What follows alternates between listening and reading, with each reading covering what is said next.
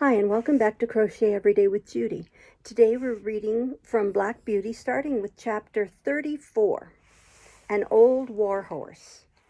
Captain had been broken in and trained for an army horse.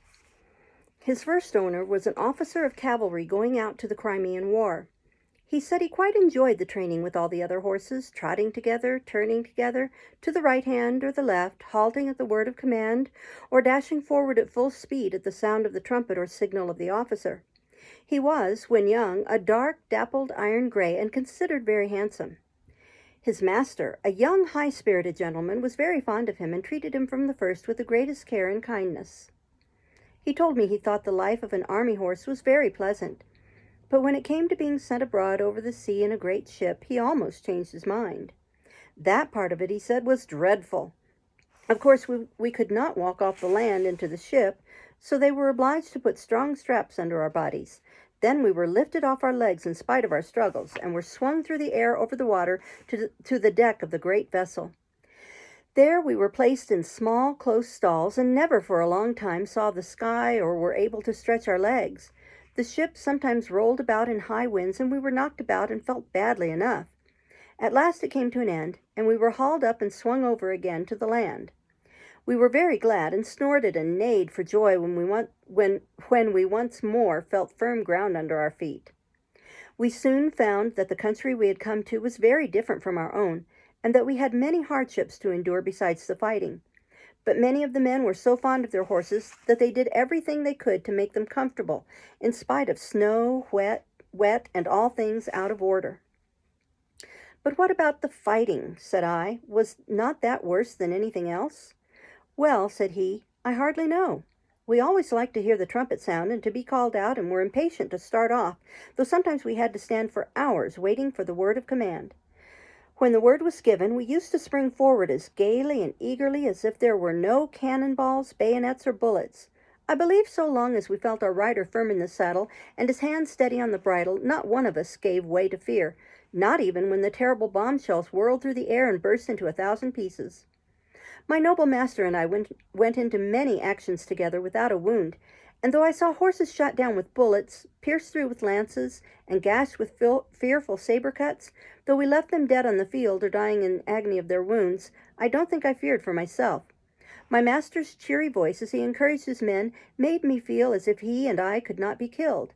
I had such perfect trust in him that while he was guiding me, I was ready to charge up to the very cannon's mouth. I saw many brave men cut down, many fall mortally wounded from their saddles. I have heard the cries and groans of the dying.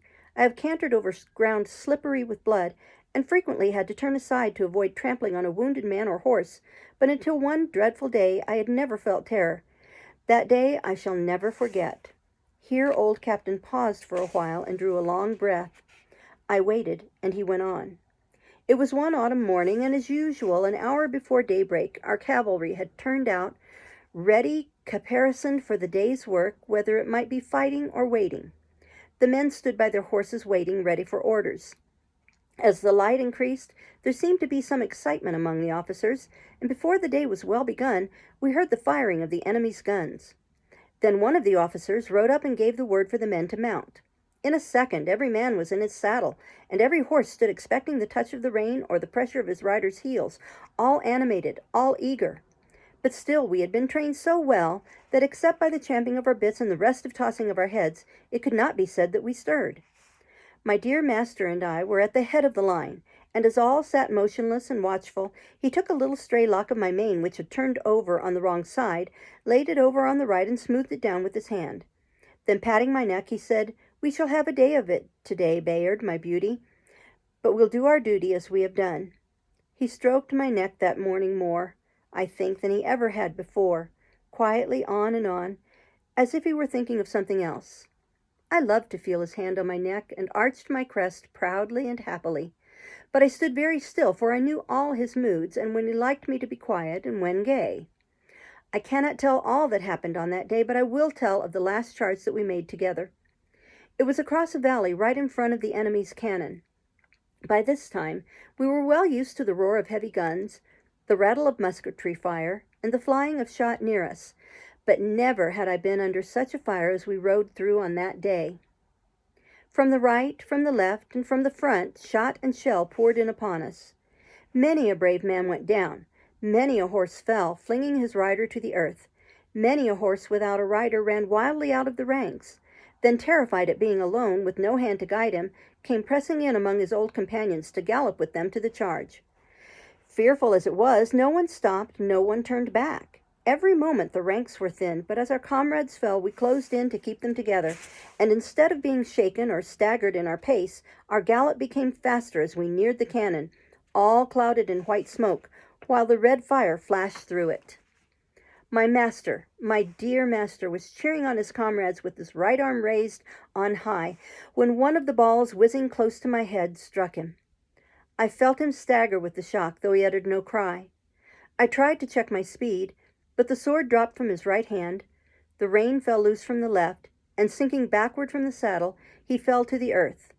The other riders swept past us, and by the force of their charge, I was driven from the spot where he fell. I wanted to keep my place by his side and not leave him under that rush of horses' feet, but it was in vain, and now, without a master or a friend, I was alone on that great slaughter ground. Then fear took hold of me, and I trembled as I had never trembled before. And I, too, as I had seen other horses do, tried to join in the ranks and gallop with them, but I was beaten off by the swords of the soldiers. Just then, a soldier whose horse had been killed under him caught at my bridle and mounted me, and with this new master I was again going forward. But our gallant company was cruelly overpowered, and those who remained alive after the fierce fight for the guns came galloping back over the same ground. Some of the horses had been so badly wounded that they could scarcely move from the loss of blood. Other noble creatures were trying on 3 legs to drag themselves along, and others were struggling to rise on their 4 feet when their hind legs had been shattered by shot. Their groans were piteous to hear, and the beseeching look in their eyes as those who escaped passed them by and left them to their fate, I shall never forget. After the battle, the wounded men were brought in and the dead were buried. And what about the wounded horses, I said, were they left to die? No, the army farriers went over the field with their pistols and shot all that were ruined. Some that had only slight wounds were brought back and attended to, but the greater part of the noble, willing creatures that went out that morning never came back. In our stables there was only about 1 in 4 that returned. I never saw my dear master again. I believe he fell dead from the saddle. I never loved any other master so well. I went into many other engagements, but was only once wounded, and then not seriously, and when the war was over I came back again to England as sound and strong as when I went out. I said, I have heard people talk about war as if it was a very fine thing. Ah, said he, I should think they never saw it. No doubt it is very fine when there is no enemy, when it is just exercise and parade and sham fight. Yes, it is fine then. But when thousands of good brave men and horses are killed or crippled for life, it has a different look. Do you know what they fought about, said I. No, he said, that is more than a horse can understand, but the enemy must have been awfully wicked people if it were right to go all that way over the sea on purpose to kill them. Chapter 35, Jerry Barker. I never knew a better man than my new master. He was kind and good and as strong for the right as John Manley, and so good-tempered and merry that very few people could pick a quarrel with him.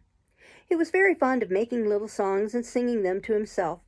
One he was very fond of was this: Come father and mother and sister and brother, come all of you turn to and help one another. And so they did. Harry was as clever at stable work as a much older boy and always wanted to do what he could. Then Polly and Dolly used to come in the morning to help with the cab, to brush and beat the cushions and rub the glass, while Jerry was giving us a cleaning in the yard and Harry was rubbing the harness. There used to be a deal of laughing and fun between them, and it put Captain and me in much better spirits than if we had heard scolding and hard words. They were always up early in the morning, for Jerry would say, If you in the morning throw minutes away, you can't pick them up in the course of the day. You may hurry and scurry and flurry and worry. You've lost them forever and aye. He could not bear any careless loitering and waste of time, and nothing was so near making him angry as to find people who were always late wanting a cab horse to be driven hard to make up for their idleness. One day 2 wild-looking young men came out of a tavern close by the stand and called Jerry. Here, cabby, look sharp, we are rather late. Put on the steam, will you, and take us to the Victoria in time for the 1 o'clock train? You shall have a shilling extra." "I will take you at the regular pace, gentlemen. Shillings don't pay for putting on steam like that." Larry's cab was standing next to ours. He flung open the door and said, "I'm your man, gentlemen. Take my cab. My horse will get you there all right." And as he shut them in with a wink toward Jerry, he said, "It's against his conscience to go beyond a jog trot." Then, slashing his jaded horse, he set off as hard as he could. Jerry patted me on the neck. "No, Jack, a shilling would not pay for that sort of thing, would it, old boy?"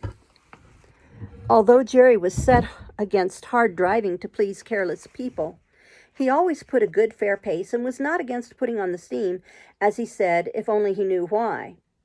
I remember one morning, as we were on the stand waiting for a fare, that a young man carrying a heavy portmanteau trod on a piece of orange peel and fell down with great force. Jerry was the first to run and lift him up. He seemed much stunned, and as they led him into a shop, he walked as if he were in great pain. Jerry, of course, came back to the stand, but in about 10 minutes one of the shopmen called him, so we drew up to the pavement. "Can you take me to the Southeastern Railway?" said the young man. "This unlucky fall has made me late, I fear, but it is of great importance that I should not lose the 12 o'clock train. I should be most thankful if you could get me there in time, and will gladly pay you an extra fare." "I'll do my very best," said Jerry heartily, "if you think you are well enough, sir," for he looked dreadfully white and ill. "I must go," he said earnestly. "Please open the door and let us lose no time." The next minute Jerry was on the box with a cheery chirrup to me and a twitch of the rein that I well understood. "Now then, Jack, my boy," said he, "spin along. We'll show them how we can get over the ground if we only know why."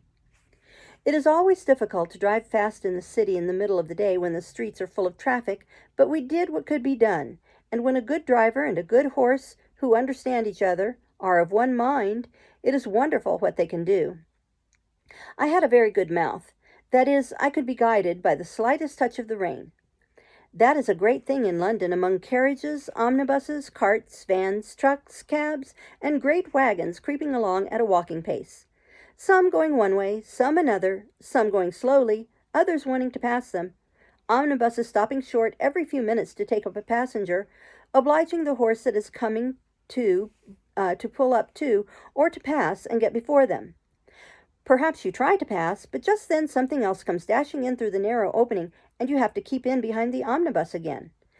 Presently, you think you see a chance, and manage to get to the front, getting so near the wheels on each side that half an inch nearer and they would scrape. Well, you get along for a bit, but soon find yourself in a long train of carts and carriages, all obliged to go at a walk.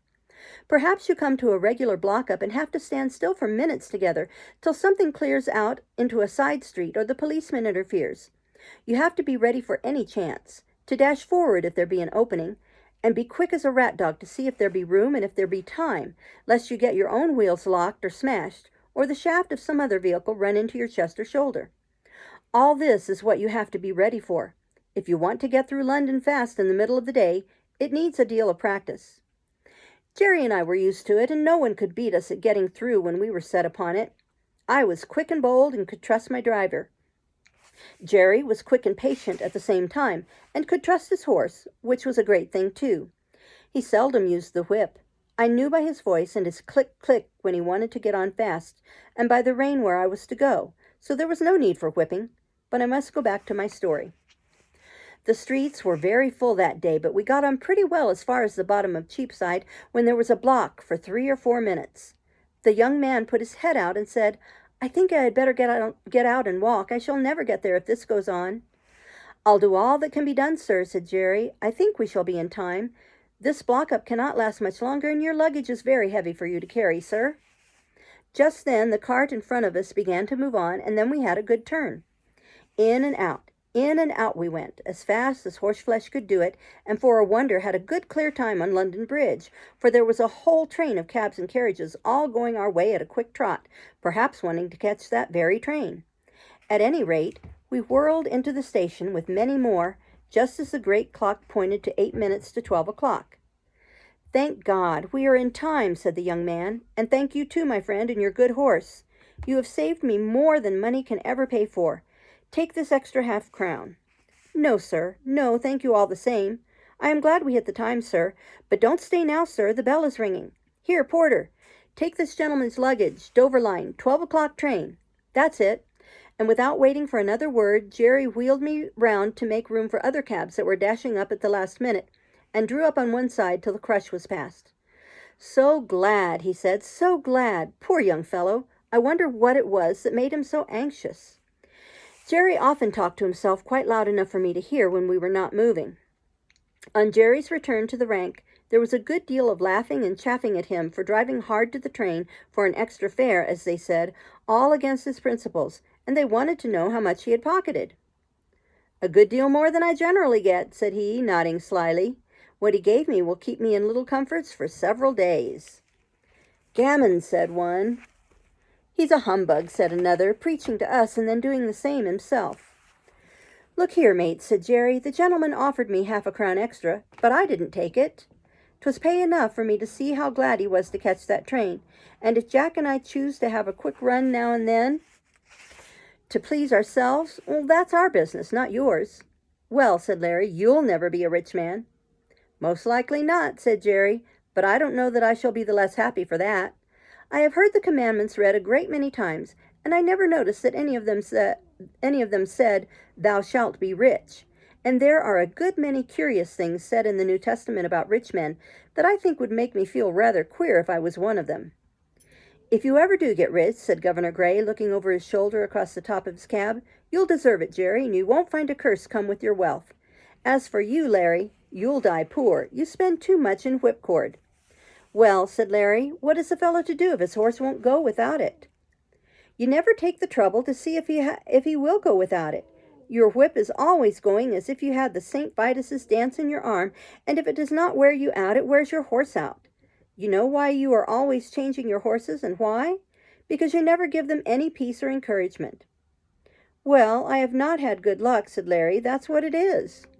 And you never will, said the governor. Good luck is rather particular with whom she rides, and prefers those who have common sense and a good heart. At least, that is my experience.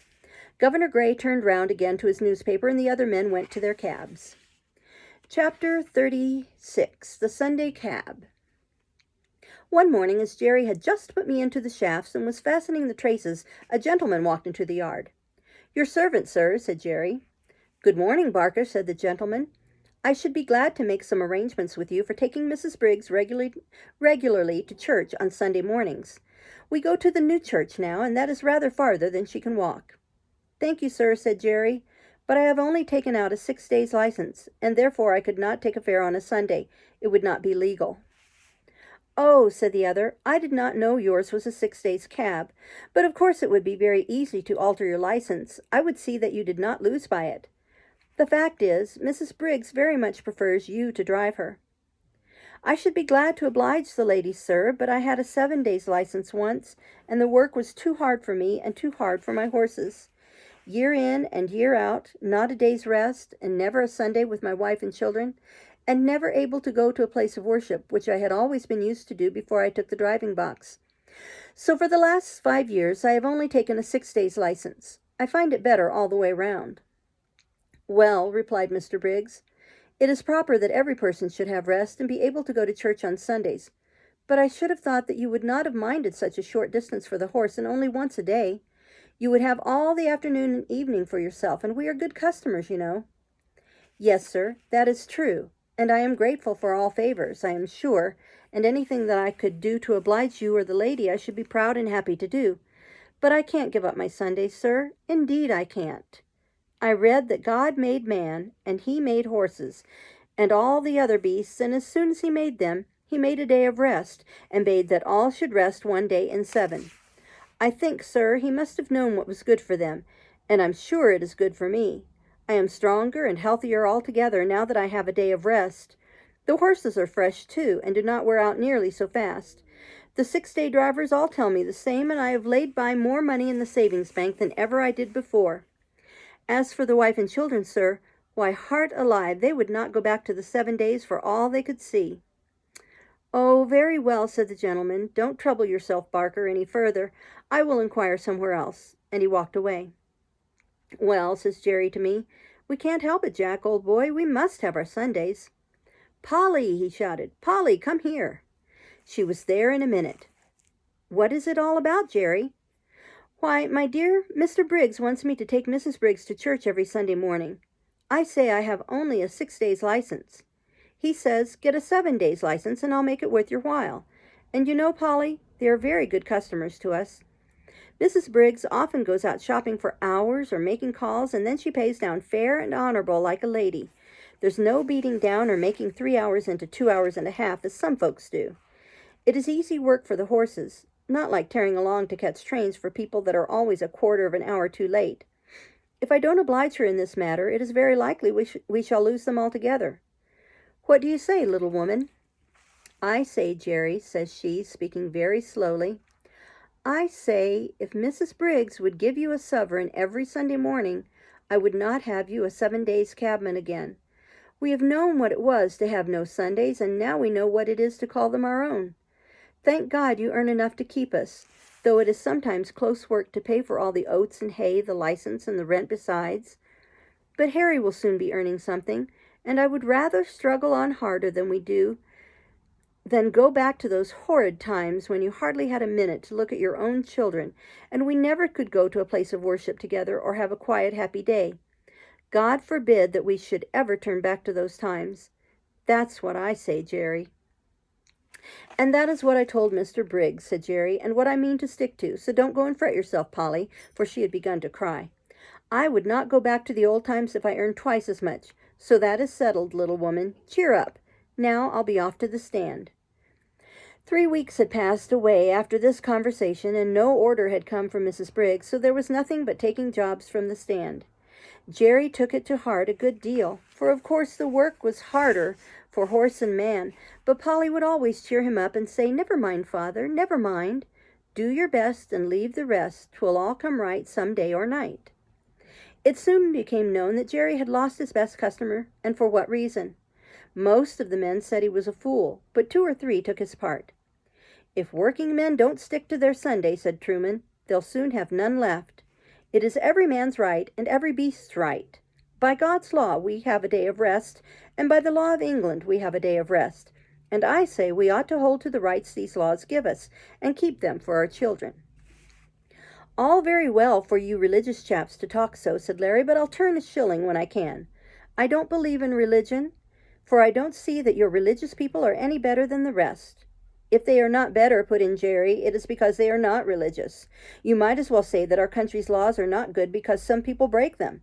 If a man gives way to his temper and speaks evil of his neighbor and does not pay his debts, he is not religious. I don't care how much he goes to church. If some men are shams and humbugs, that does not make religion untrue. Real religion is the best and the truest thing in the world, and the only thing that can make a man really happy or make the world any better. If religion was good for anything, said Jones, it would prevent your religious people from making us work on Sundays, as you know many of them do, and that's why I say religion is nothing but a sham. Why, if it was not for the church and chapel goers, it would be hardly worth our while coming out on a Sunday. But they have their privileges, as they call them, and I go without. I shall expect them to answer for my soul if I can't get a chance of saving it. Several of the men applauded this, till Jerry said, that may sound well enough, but it won't do. Every man must look after his own soul. You can't lay it down at another man's door like a foundling and expect him to take care of it. And don't you see, if you are always sitting on your box waiting for a fare, they will say, if we don't take him, someone else will, and he does not look for any Sunday. Of course, they don't go to the bottom of it, or they would see if they never came for a cab, it would be no use your standing there. But people don't always like to go to the bottom of things. It may not be convenient to do it. If you Sunday drivers would all strike for a day of rest, the thing would be done. And what would all the good people do if they could not get to their favorite preachers, said Larry. 'Tis not for me to lay down plans for other people, said Jerry, but if they can't walk so far, they can go to what is nearer. And if it should rain, they can put on their mackintoshes, as they do on a weekday. If a thing is right, it can be done. And if it is wrong, it can be done without.